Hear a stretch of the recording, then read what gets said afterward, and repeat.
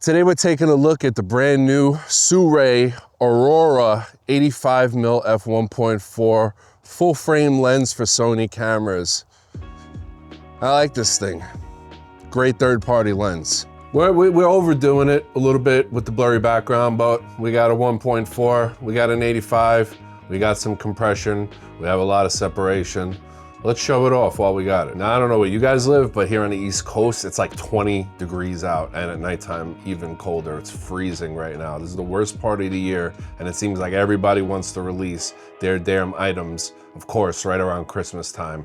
So it was almost impossible for the last month for me to find a model to help me out. So finally, my friend Brittany helped me out, and she just happens to be getting into pottery lately, so perfect match. You do some pottery, I'll do some shooting, we'll get some content.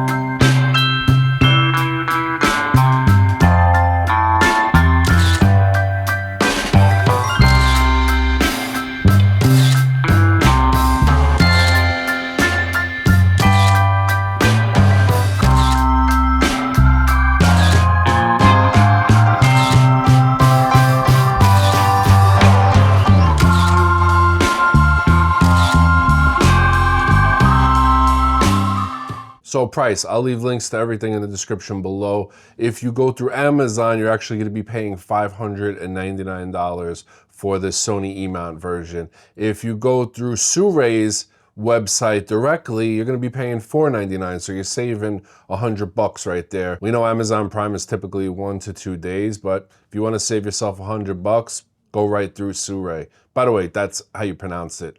You know how I know? Because Sirui told me. It's really Sirui. I know it doesn't look like it, but that's how it's pronounced. Now, when it comes to autofocus, especially with a third-party lens at f1.4 with background compression of an 85mm, you're gonna wanna turn that autofocus transition speed up pretty high on your Sony camera. Most of the modern Sony cameras have some kind of adjustment that you can do to the transition speed. You're gonna wanna up that speed a little bit faster than you would on a native Sony glass. So right now my autofocus transition speed is at 6. That's 6 out of 7, 7 being the fastest. A lot of times when companies send me products, I'll do a review on it, and even if I like it, a lot of times I just won't need it. I have so much camera gear and so much stuff that so many companies have sent me over the years, and some of it isn't even at a price point or a value that it's worth my time even selling, so it just sits in my studio in a drawer or on a shelf or in a closet or something. But this lens right here, I'm gonna keep this. I'm gonna hold on to this. This is definitely gonna be a staple in my wedding camera bag, along with my Sony 50mm f1.4 and my 24mm f1.4. 85mm is like that just super sweet spot for not only portrait photography, but portrait videography. When you're capturing shots of the bride and groom, and hopefully you have enough room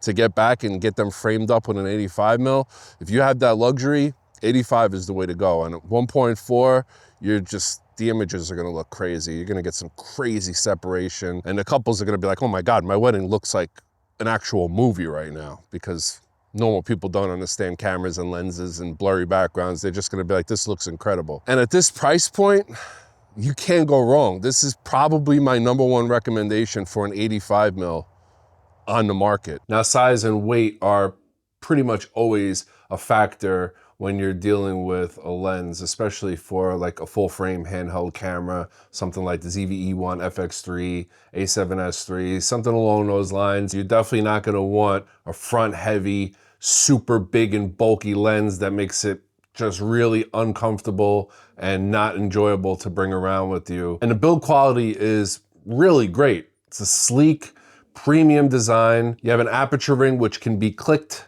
or declicked, and you can have a smooth aperture pull. Now I do have right here the Sigma 85 F1.4, which is a little bigger, a little heavier, and a lot more expensive, coming in at $950 brand new. Where again, compared to $499 directly from Sirui, I think you have yourself a clear winner here when it comes to third-party lenses for an 85mm f1.4.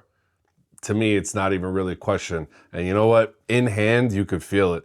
The Sigma is significantly heavier. Let's switch over to the Sigma right now. All right, nothing changed. Same exact setting, same exact position. I actually didn't even turn my camera off. I just popped the lens off and swapped them out real quick. Not at all in any way does the price reflect what you're actually getting here. This is a really nice, it's a nice lens. I'm definitely holding on to this. This might even have to be the main angle from now on. It's gonna take some getting used to, but I think it looks pretty cool. I'm connected to the Sony app here.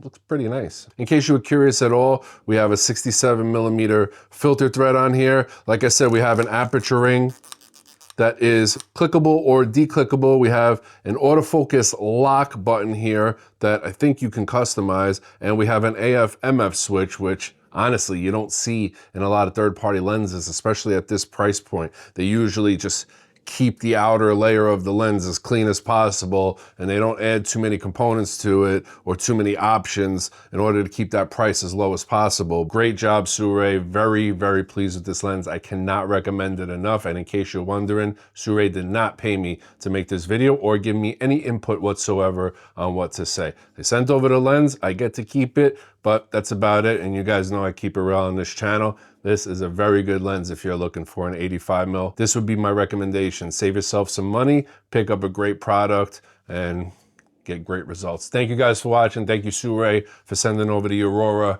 85mm f1.4. Thumbs up, subscribe, all that good stuff.